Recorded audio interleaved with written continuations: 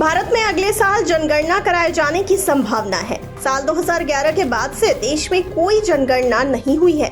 इस बार की जनगणना काफी अलग हो सकती है। ये जनगणना पेपरलेस रहेगी, यानी पूरी तरह से डिजिटल तरीके से जनगणना की जाएगी। राष्ट्रीय जनसंख्या रजिस्टर यानी एनपीआर का काम साल 2025 के शुरुआती महीनों में प्रारंभ होने की संभावना है। इसके आंकड़े 2026 तक घोषित किए जाएंगे। इस बार की जनगणना में कई नए सवाल रखे जाएंगे। नए सवालों के साथ ही भविष्य की जनगणना चक्र पूरी तरह बदल जाएगा। हालांकि अभी तक इस बारे में कोई निर्णय नहीं लिया गया है कि सामान्य जनगणना के साथ साथ जाति आधारित जनगणना भी की जाएगी या फिर नहीं। इन सब आशंकाओं के बीच एक बात तय मानी जा रही है कि इस बार लोगों से जनगणना के दौरान संप्रदाय भी पूछा जाएगा। तो आइए जानते हैं संप्रदाय के कॉलम का क्या मतलब है। तो आपको बता दें कि ऐसे में लोगों के मन में सवाल है कि हम पहले धर्म तो बताते ही हैं, तो इसमें संप्रदाय के कॉलम का क्या मतलब है। पिछली जनसंख्या में धर्म के साथ साथ वर्ग भी पूछा जाता था। वर्ग में सामान्य, पिछड़ी जाति, अनुसूचित जाति और जनजाति की गणना शामिल थी।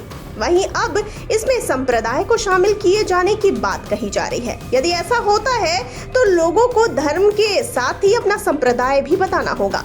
लोगों के मन में संप्रदाय को लेकर बहुत कंफ्यूजन हो सकती है। 2025 के जनगणना में पूछा जा सकता है कि आप किस संप्रदाय के अनुयायी हैं।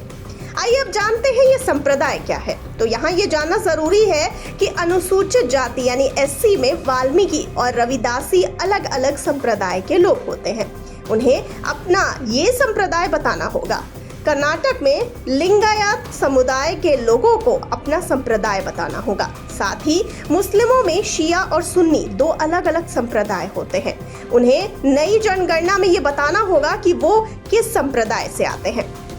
आपको जानकारी के लिए बता दें कि महापंजीयक एवं जनगणना आयुक्त कार्यालय ने जनगणना के दौरान नागरिकों से पूछे जाने वाले 31 सवाल तैयार किए हैं। इन प्रश्नों में ये भी शामिल है कि क्या परिवार का मुखिया अनुसूचित जाति या अनुसूचित जनजाति से संबंधित है, क्या परिवार के अन्य सदस्य अनुसूचित जाति या अनुसूचित जनजाति से संबंधित हैं, जैसा कि पिछली जनगणना में पूछा गया था। प्रश्नों में ये भी शामिल है कि क्या परिवार के पास टेलीफोन, इंटरनेट कनेक्शन, मोबाइल या फिर स्मार्टफोन, साइकिल, स्कूटर या मोटरसाइकिल है, क्या उनके पास कार, जीप या अन्य वाहन है।